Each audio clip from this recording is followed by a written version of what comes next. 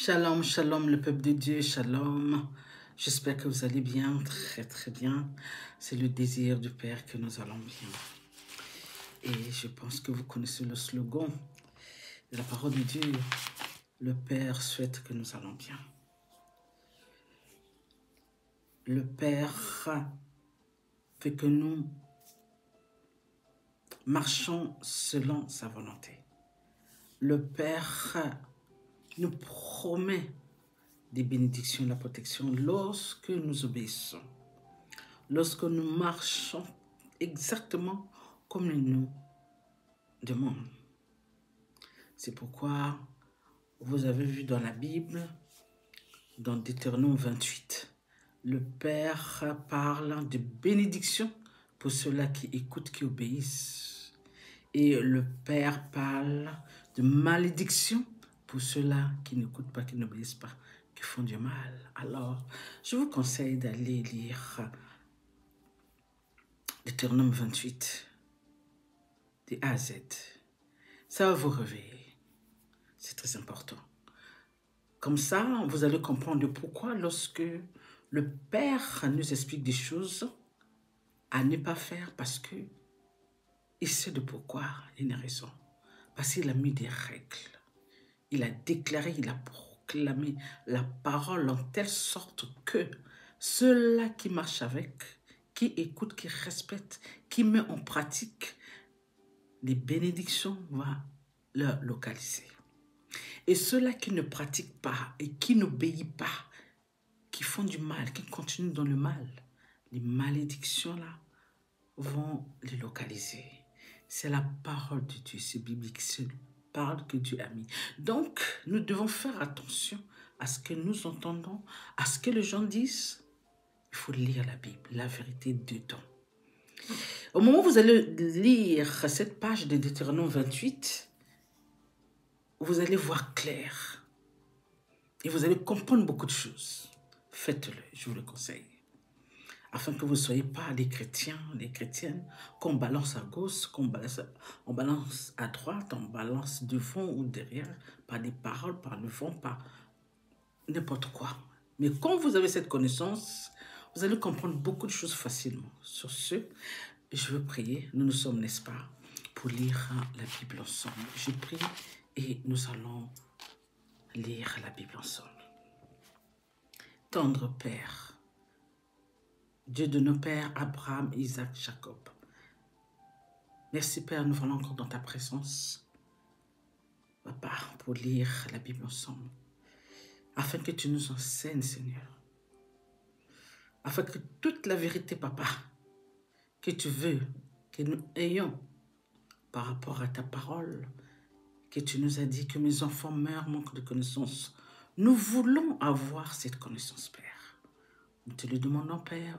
Ouvre notre intelligence, illumine-nous, afin que lorsque nous lisons les Écritures, Papa, qui viennent de toi, nous comprenons ces Écritures facilement avec ton aide, afin que l'ennemi ne nous trompe pas, afin que les agents de l'ennemi qui sont si nombreux ne nous trompent pas. Merci, Père, d'encourager tes enfants, d'aider tes enfants, de marcher selon ta volonté et de lire la page, Papa, comme tu m'avais montré, de lire Deutéronome 28 pour connaître des règles de malédiction et des règles de bénédiction. Sur ce, Papa, je te remercie de ta présence. Guide-nous, sois avec nous dans le nom de Jésus. Ainsi, j'ai prié, Père mon roi. Amen, amen et amen. Amen, le peuple de Dieu. J'espère que ça va bien chez vous. Et si ça ne va pas, ne vous inquiétez pas. Remettez tout dans la main de Dieu et soyez patients. Dieu n'oublie pas ses enfants. Vous devez comprendre ça.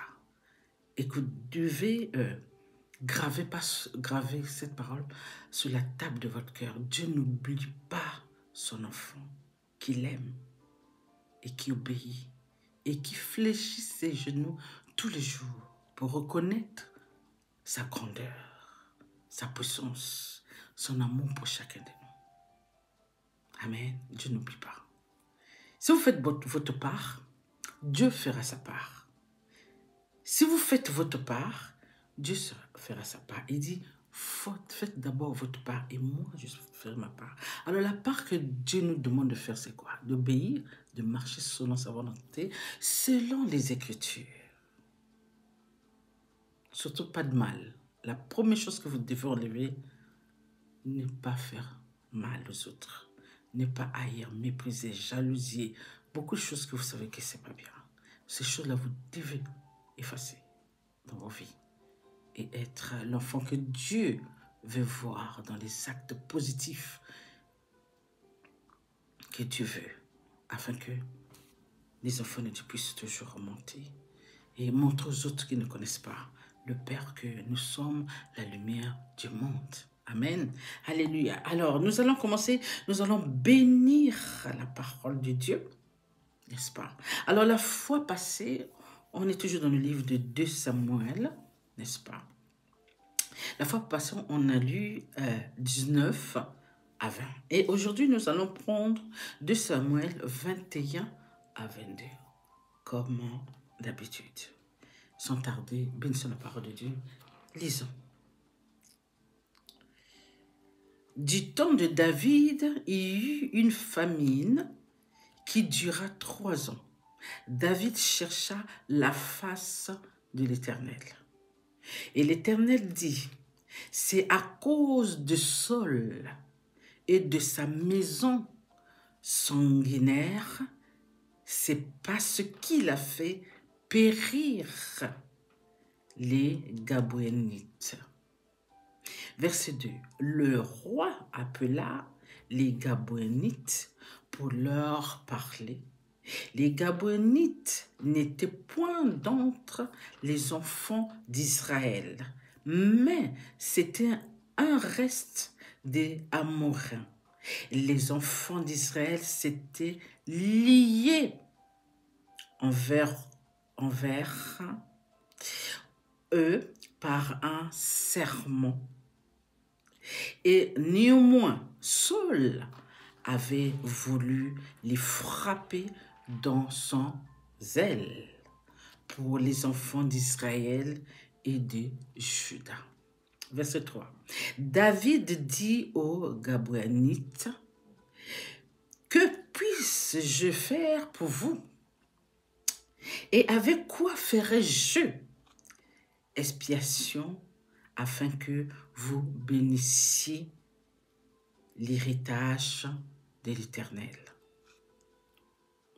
Verset 4, les Gabouénites lui répondirent, ce n'est pas pour nous une question d'argent et d'or avec Saul et avec sa maison. Et ce n'est pas à nous qu'il appartient de faire mourir personne en Israël. Et le roi dit, que voulez-vous donc que je fasse pour vous? Verset 5. Ils répondirent au roi, puisque cet homme nous a consumés, il nous a consumés et qu'il avait le projet de nous détruire pour nous faire disparaître de tout le territoire d'Israël. Verset 6. Qu'on nous livre 7 hommes d'entre ses fils, et nous les pendrons devant l'Éternel à Gibéa de Saul, le lieu de l'Éternel. Et le roi dit, je les livrerai. Verset 7. Le roi épargna Méphibosheth, fils de Jonathan, fils de Saul, à cause des serments qu'avaient fait entre eux devant l'Éternel David et Jonathan, fils de Saul. Verset 8. Mais le roi prit les 2 fils qui Rispa, fille d'Aja, avait enfanté à Saul, Harmonie et Méphibosheth. Et les 5 fils que Mérab, fille de Saul, avait enfantés à Adriel de Méola, fils de Barzillai. Verset 9. Et il les livrera entre les mains des Gabaonites, qui les pendirent sur la montagne devant l'Éternel. Tous les 7 périrent ensemble et furent mis à mort dans les premiers jours de la moisson, au commencement de la moisson des orges. Verset 10. Rispa, fille d'Aja, prit un sac et l'entendit sous elle contre le rocher. Depuis le commencement de la moisson jusqu'à ce que la pluie du ciel tomba sur eux, et elle empêcha les oiseaux du ciel de s'approcher d'eux pendant le jour et les bêtes des champs pendant la nuit. Verset 11. On informa David de ce qu'avait fait Rispa, fille d'Aja, concubine de Saul. Verset 12. Et David alla prendre les os de Saul et les os de Jonathan, son fils, chez les habitants de Jabé, en Galade, qui les avait enlevés de la place de Beth-Shan, où les Philistins les avaient suspendus lorsqu'ils battirent Saul à Giboa. Verset 13. Il emporta de là les os de Saul et les os de Jonathan, son fils, et l'on recueillit aussi les os de ceux qui avaient été pendus. Verset 14. On enterra les os de Saul, de Jonathan, son fils, au pays de Benjamin, à Tchéla, dans les sépulcres de Kis, père de Saul. L'on fit tout ce que le roi avait ordonné. Après cela, Dieu fut apaisé envers le pays. Verset 15. Les Philistins firent encore la guerre à Israël. David descendit avec ses serviteurs et ils combattirent les Philistins. David était fatigué. Verset 16. Et Jishbi Benob, l'un des enfants de Rapha, eut la pensée de tuer David. Ils avaient une lance de bois de 300 cycles d'airain et il était ceint d'une épée neuve. Verset 17. Abishai, fils de Turija, vint au secours de David, frappa le Philistin et le tua. Alors les gens de David jurèrent en lui disant, tu ne sortiras plus avec nous pour combattre et tu n'éteindras pas la lampe d'Israël. Verset 18. Il y eut encore après cela une bataille à Gob avec les Philistins. Alors Sébéacaï, le Hushatite, tua Saph, qui était un des enfants de Rapha. Verset 19. Il y eut encore une bataille à Gob avec les Philistins et Al-Shanam, fils de Jaché, Origim de Bethléem, tua Goliath de Gat, qui avait une lance dont le bois était comme une ensouple de tisserand. Verset 20. Il y eut encore une bataille à Gath et s'y trouva un homme de haute taille qui avait 6 doigts à chaque main et à chaque pied 24 en tout, et qui étaient aussi issus de Rapha. Verset 21, nous avons dernier verset de 2 Samuel 21. Il jeta un défi à Israël. Et Jonathan, fils de Chiméa, frère de David, le tua. Notre dernier verset, 22, ces 4 hommes étaient des enfants de Rapha, à Gath. Ils périrent par la main de David, par la main de ses serviteurs. Passons à notre deuxième page. Poursuivons. David adressa à l'Éternel les paroles de ce cantique. Lorsque l'Éternel eut délivré de la main de tous ses ennemis et de la main de Saul, il dit, l'Éternel est mon rocher, ma forteresse, mon libérateur. Verset 3. Dieu est mon rocher où je trouve un abri, mon bouclier et la force qui me sauve, ma haute retraite et mon refuge. Ô mon sauveur, tu me garantis de la violence. Verset 4. Je m'écrie, loué soit l'Éternel, et je suis délivré de mes ennemis.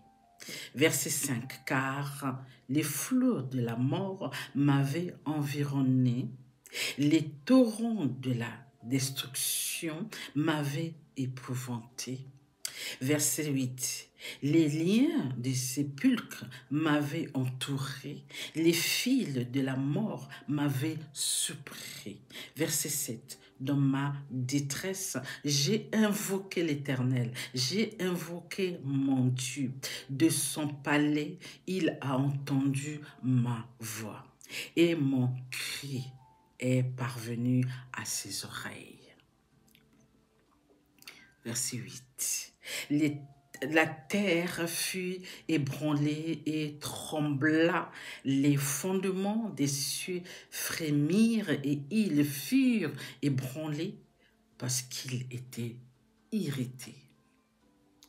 Verset 9. Il s'élevait de la fumée dans ses narines et un feu dévorant sortait de sa bouche. Il en jaillissait des charbons embrasés. Verset 10. Il abaissa les cieux et il descendit. Il y avait une épaisse nuée sous ses pieds.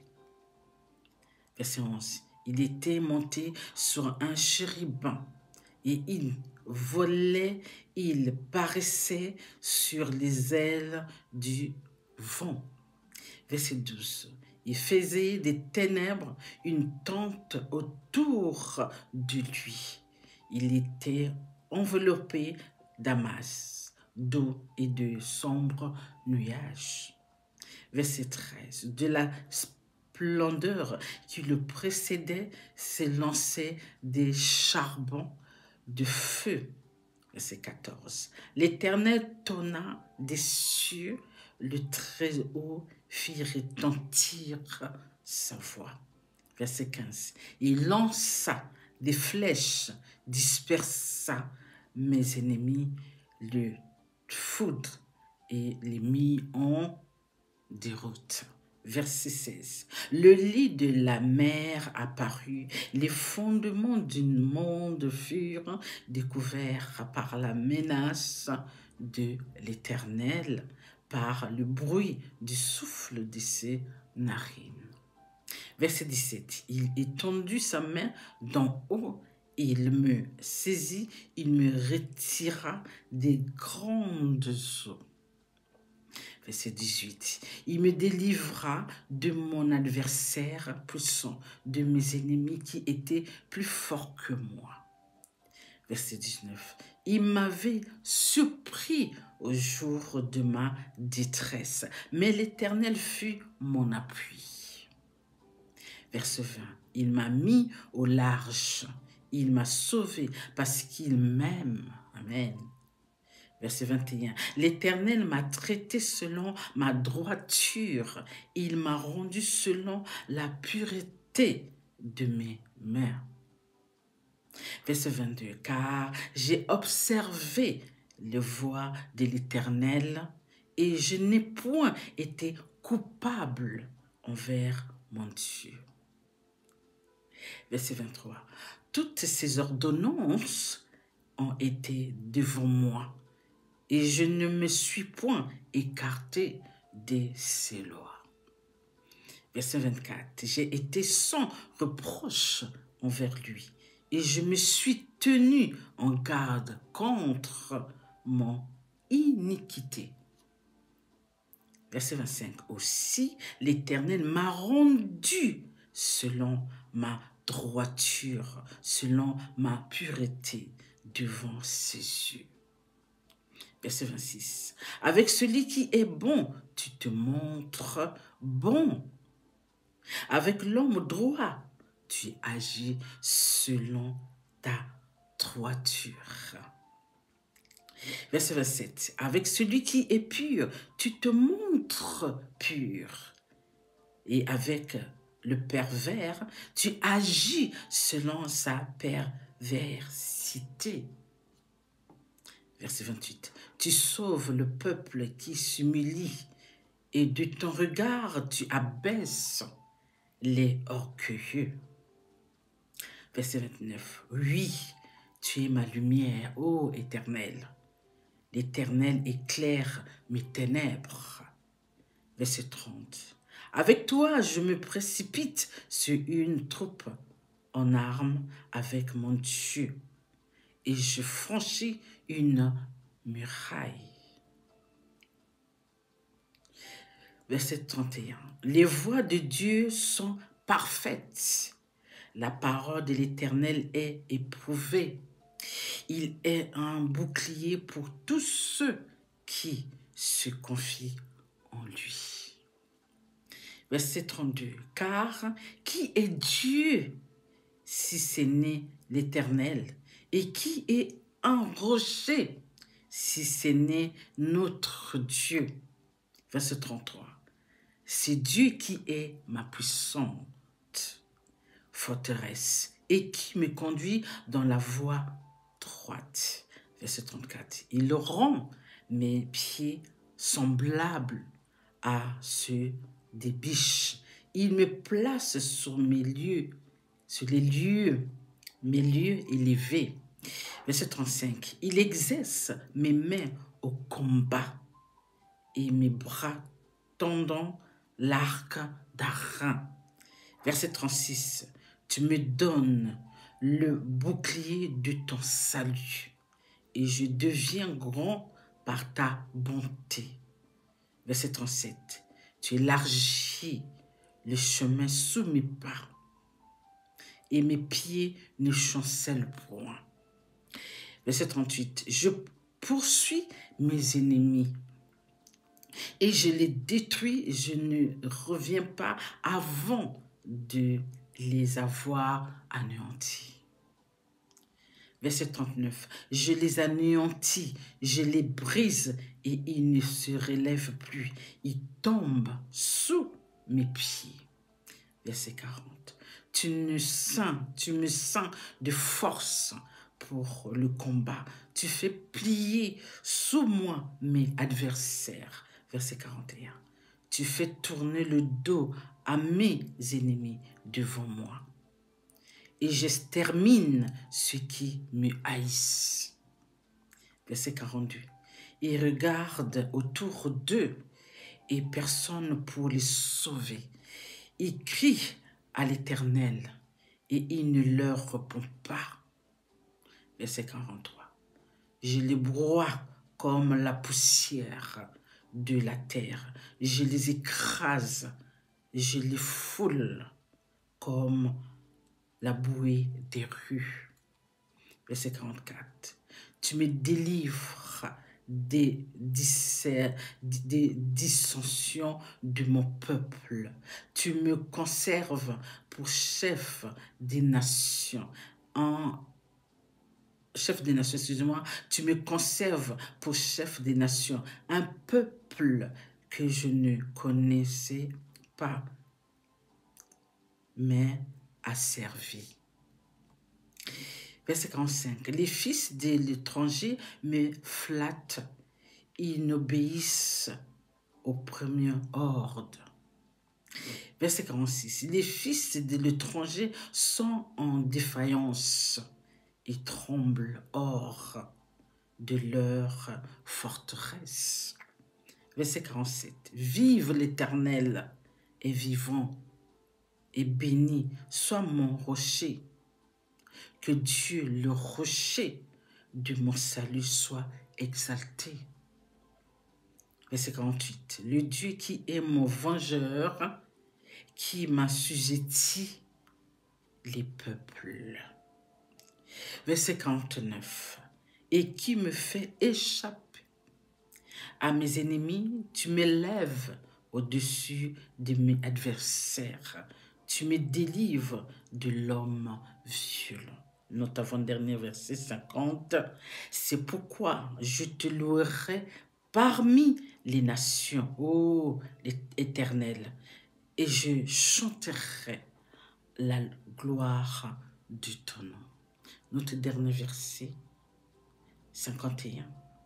Il accorde de grandes délivrances à son roi et il fait miséricorde à son roi, à David et à sa postérité pour toujours. Bénissons la parole de Dieu. Alléluia. Amen. Alors, on arrive à comprendre ici comment le Père nous enseigne à travers ses enfants. Les paroles que nous avons aujourd'hui, nous le savons tous, ça ne date pas d'aujourd'hui. Ça date à l'époque de nos ancêtres.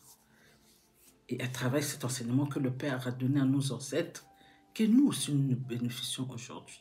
Les mêmes règles que le Père a données à nos ancêtres de marcher selon sa volonté, c'est les mêmes règles que Dieu veut que nous appliquons à notre génération.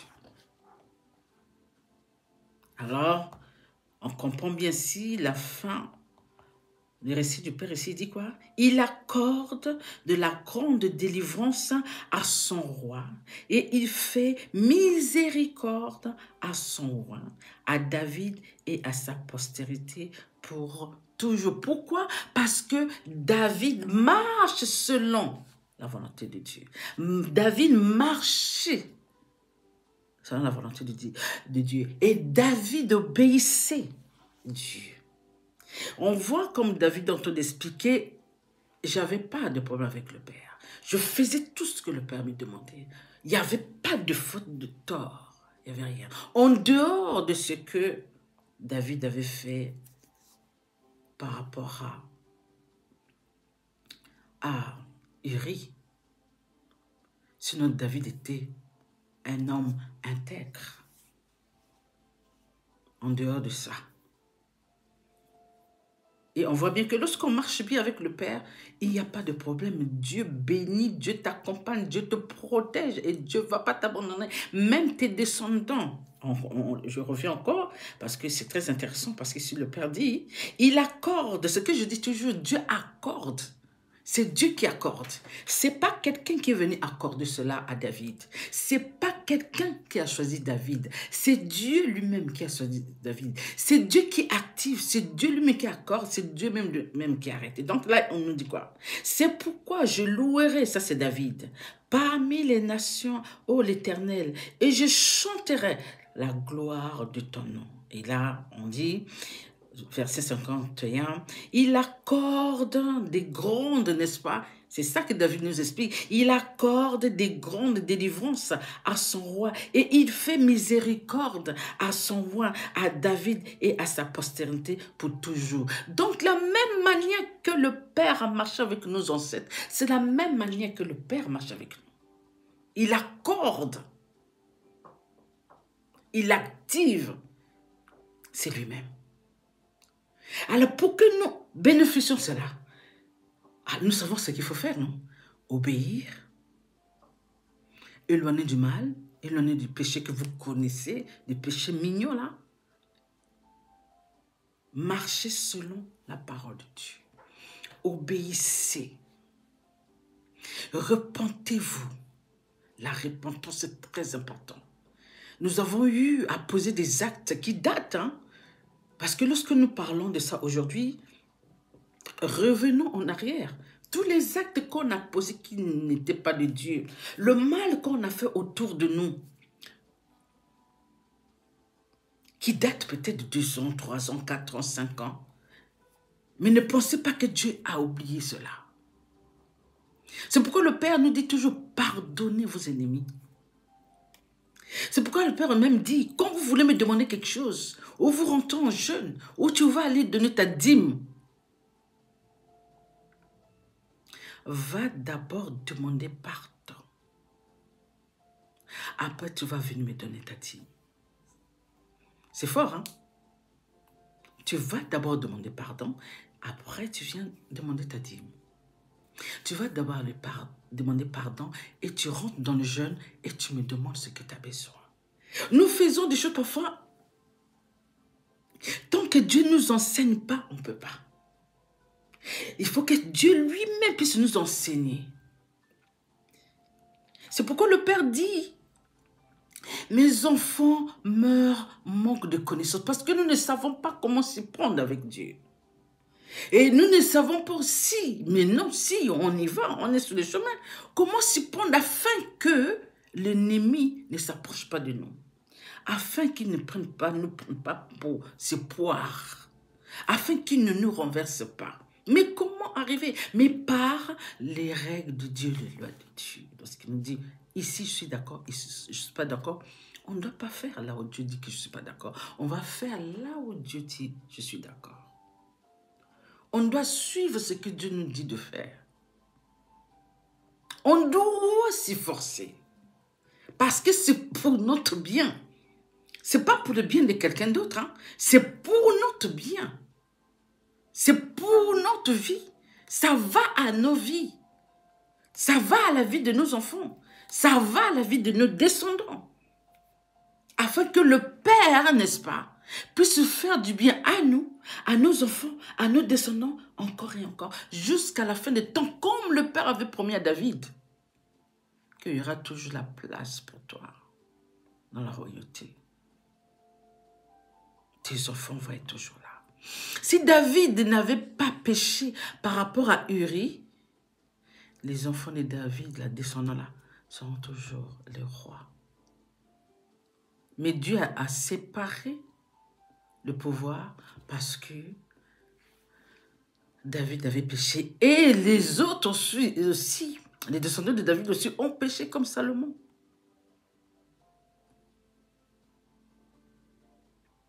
Donc, à chaque péché, il y a des conséquences. Parce que la plupart de nous, on pense non, les péchés que nous faisons là, les mignons là, il y a des conséquences. Le Père dit ici quelque part, David dit aussi quelque part, le Père te traite selon ta marche. David nous dit si c'est selon ta marche. Selon comment tu marches avec le Père. Si tu marches correctement avec le Père, Dieu va te traiter correctement. Si tu marches mal, Dieu va te traiter selon comment tu marches mal. C'est clair.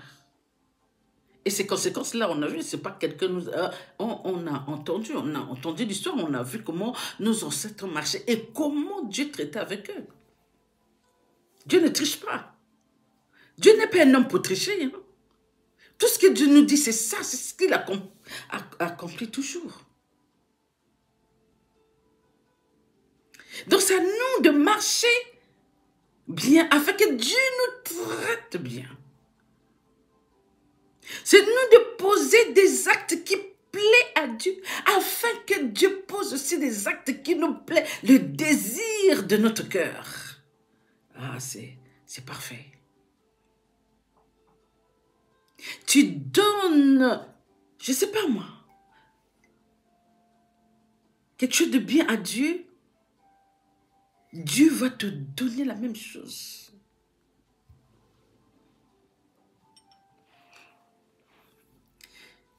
Mais si tu donnes quelque chose qui est sale à Dieu, Dieu va te donner la même saleté que tu lui as donné.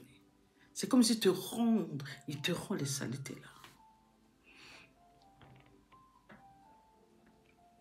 Donc nous devons comprendre ça. C'est très important. C'est bien beau de parler de... Mais Dieu nous traite selon notre marche, selon notre façon d'être avec lui, selon le respect que nous nous donnons, selon l'obéissance, comment nous l'obéissons, selon les actes vers les uns les autres, selon le respect que nous donnons aux uns des autres, selon l'amour que nous partageons aux uns des autres. Voilà. Et Dieu permettra aussi que ces choses bien-là que vous faites aux autres, ça soit votre part. C'est pourquoi, dès le début, je vous ai dit que vous devez aller lire Deutéronome 28. Ça va vous ouvrir les yeux. Vous allez comprendre pourquoi Dieu exige que nous marchions selon sa volonté.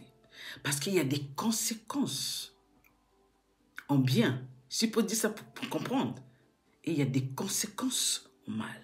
Donc, des résultats, des actes que vous faites qui plaisent à Dieu, ça va être juste waouh. David nous a dit pourquoi? Parce qu'il a marché avec le Père.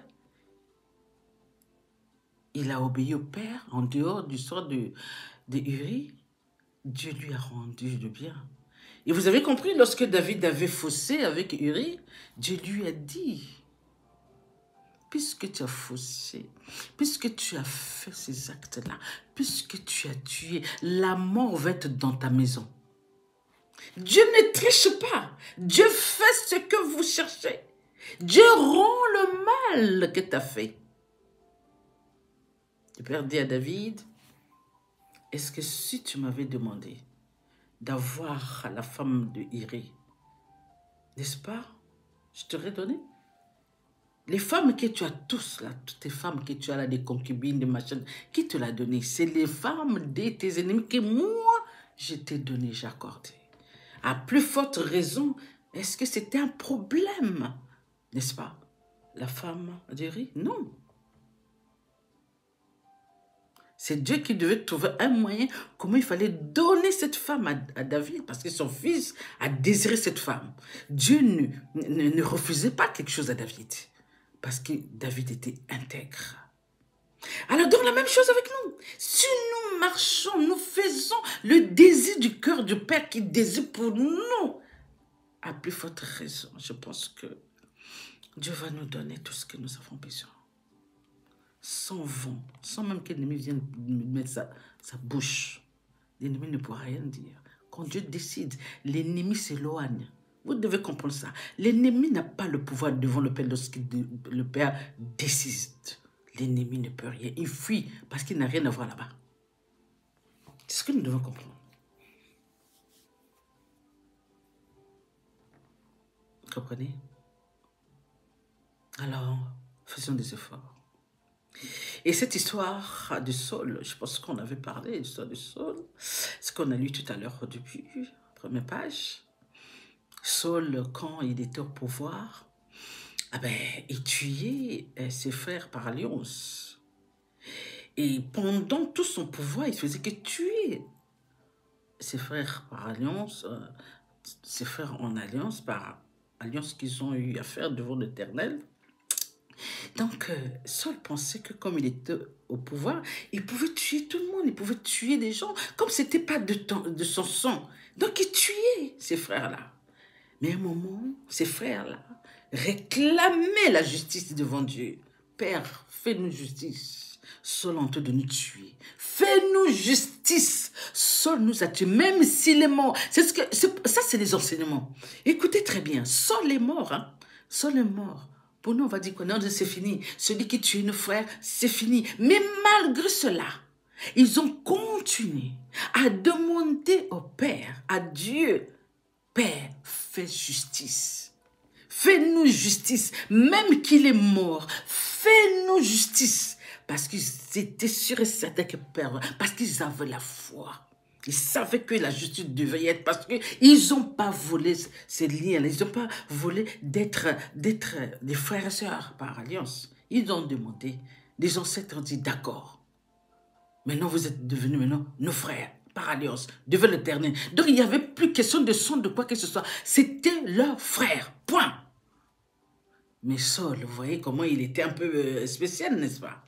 Donc, il commençait à les tuer en cachette. Vous voyez?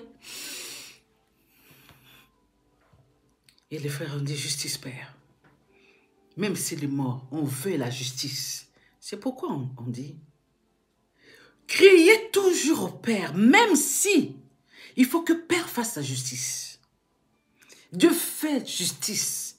Au moment où vous savez que vous avez raison, Dieu fait justice. Au moment où vous savez que vous avez raison, Dieu fait justice, peu importe le temps. Ah là, quand j'ai lu cette partie-là, j'ai dit, attends, Saul est mort. Mais ces frères-là continuent toujours à demander la justice. Oui, ça c'est les enseignements. Continuez toujours à demander justice. Dieu le fera. Saul est mort. On pourrait dire, bon, comme Saul est mort, bon, c'est fini. Eux, ils ont dit non. C'est pas fini. Il faut justice. Qu'il soit mort ou pas, Dieu doit faire justice. Le Père n'a pas fait justice. Pourtant, Saul était mort. Le Père a fait justice, non. Il a chassé. Il n'y avait plus la pluie, non, la ville. Et quand David demande au Père, le Père dit, va voir vos frères là. Et le frère dit, non, mais nous, on n'a pas de problème avec... Non, on n'a pas de problème. Moi, le problème que nous avons, il faut qu'on fasse justice pour les enfants de Saul. Amène-nous, les enfants de Saul, 7 fils de Saul, nous allons les pendre là. Comme ça, on fait justice. Et quand ils ont fait ça, Dieu a fait pleuvoir. Donc, ils ont demandé justice. Donc, quand ils ont demandé justice là, le Père a arrêté de pleuvoir. Il n'y avait plus d'eau. Il n'y avait plus rien qui poussait. Il y avait la famine à cause de leurs pleurs. Où le Père disait, justice, papa, nous voulons justice. Mais Saul était mort. Mais il continuait toujours à dire justice. Le Père n'a pas écouté. Le Père n'a pas entendu. C'est ça que nous devons comprendre. Il ne faut pas baisser les bras. C'est pourquoi le Père dit, persistez.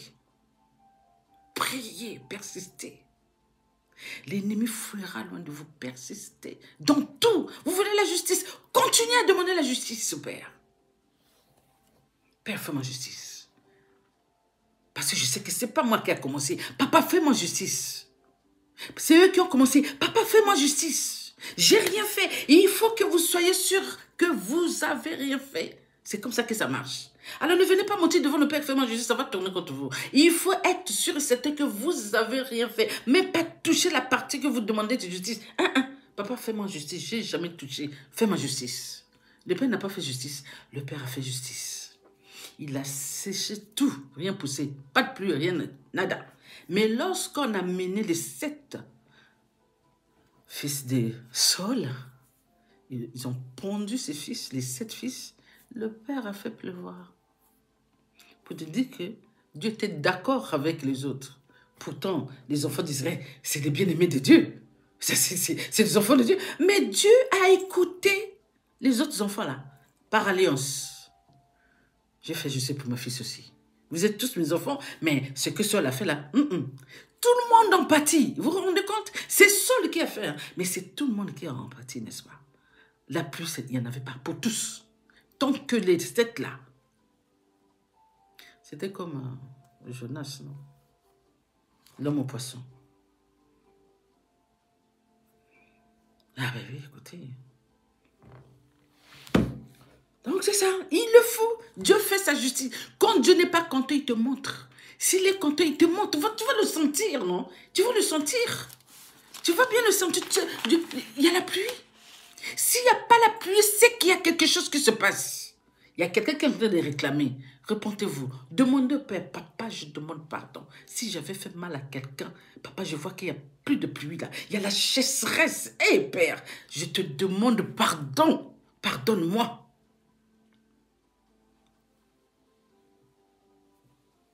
Alors, ne cessez pas de dire, papa, fais-moi justice. Et aussi, si c'est de l'autre côté, on te demande justice, parce que vous avez posé des actes, repentez-vous. Que ce soit 1 an, 2 ans, 3 ans que vous avez posé ces actes, repentez-vous, afin que la sécheresse là puisse s'arrêter. Des problèmes que vous vivez là puissent s'arrêter, sinon, c'est nada. c'est qui le problème? Amen. Sur ce, je vous aime. Que Dieu soit avec nous. Que Dieu nous guide. Que ces vérités-là, que nous gravons ça sur la table de notre cœur, d'où vous devez lire Deutéronome. Pour ceux qui ne connaissent pas la page de Deutéronome 28, c'est très important. Ça illumine.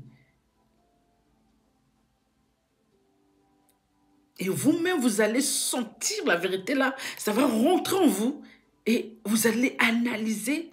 Vous allez plus voir des choses comme, pendant ce moment qu'on a entendu dire là, ce que vous pensez avant, ça sera plus pareil.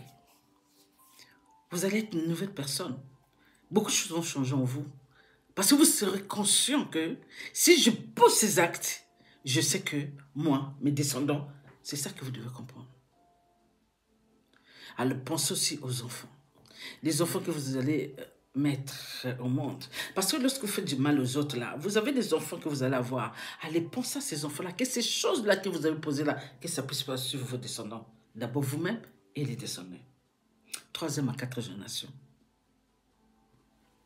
Sur ce, je prie. Papa chéri, merci pour ta présence, Seigneur. Merci pour cette vérité. Papa, que cette vérité, papa, que nous gravons ça sur notre cœur, afin que l'ennemi ne nous trompe pas, Père. Père, accompagne-nous pour cette vérité, Seigneur, afin que l'ennemi ne puisse pas nous tromper dans quoi que ce soit, Seigneur. Parce que nous savons que l'ennemi est réussi. Il touche tout afin de nous avoir. Mais avec ta vérité, papa, nous saurons comment se protéger. Nous saurons comment s'éloigner de ces choses-là. Nous saurons comment s'éloigner des personnes qui veulent nous amener sur le mauvais chemin. Merci, Père. Merci de nous illuminer. Merci de nous accompagner. Merci d'être avec nous, papa. Merci de protéger. Merci aussi d'éloigner des mauvaises personnes sur nos chemins et sur le chemin de tes enfants, Seigneur. Illumine-les, papa. Laisse tes enfants te trouver, papa. Tu as dit, je me laisse trouver par ceux-là qui me cherchent. Papa, laisse-toi trouver par ceux-là qui te cherchent. Papa, montre-toi par ceux-là qui ne te cherchent pas, afin qu'ils puissent te voir sur le chemin, afin que leurs yeux puissent illuminer, Seigneur, qu'ils sachent, oh Père mon roi, tu le veux du bien, tu veux les sauver, tu veux les sortir de ces choses-là. Seigneur, ta parole dit à mes enfants, je vais les aider. Je vais les sauver. Père, laisse-toi trouver par eux. Et fais-toi trouver par eux, Père. Parce que tout est possible à toi. Papa, éloigne, enlève le voile qui les empêche de revenir vers toi. Écrase toutes ces épines qui les empêchent d'avancer vers toi. Ouvre-les des yeux, papa, afin qu'ils voient ta grandeur, ta puissance, ton amour inconditionnel pour eux. Papa, visite tes enfants, fais du bien à tes enfants. J'ai demandé à tes enfants de pouvoir lire Deutéronome 28 afin de connaître comment les bénédictions, on peut recevoir des bénédictions et comment les malédictions peuvent venir à celui qui n'écoute pas et celui qui fait du mal et qui marche dans le mal. Afin que chacun puisse examiner à chaque fois. Nous sommes dans ce monde et nous marchons avec les uns des autres. On puisse comprendre, qu'ils puissent comprendre, qu'ils puissent analyser les personnes qui sont autour d'eux, qu'ils puissent voir, que tu puisses leur montrer et les guider, qu'ici, il ne faut pas y aller. Avec cette personne, il faut s'éloigner. Père, il n'y a que toi qui peux le faire. Merci, Père, d'aider tes enfants. Certainement, tu le feras, papa. Pour ceux-là qui désirent de connaître encore, de connaître, papa, ta parole. Et ceux qui désirent marcher selon ta volonté. Et tous ceux-là qui vont venir se repentir, papa, illumine-les, guide-les. Ils ont besoin de toi, Père. Ils ont besoin de toi. Merci, Père, merci, mon roi. Papa, fais du bien à tes enfants. Change le mal en bien. Illumine leur vie afin qu'il puisse voir ta grandeur. Merci Seigneur. Père, reçois le pouvoir, la gloire, la puissance, l'honneur, l'adoration. Dans le nom de Jésus, ton Fils unique, notre Seigneur et Sauveur. Ainsi j'ai prié. Amen, Amen et Amen. Amen, le peuple de Dieu. Sur ce, je vous aime. Allez, soyez bénis. Marchez selon la volonté de Dieu. Lisez Deutéronome 28. Croyez-moi, vous n'allez pas voir des choses en même temps. Je prie qu'afin que, quand vous allez lire la page Deutéronome 28, priez, dites à Père de vous guider, qui vous illumine, afin que vous compreniez bien les règles que Dieu a mises. Sur ce, bye.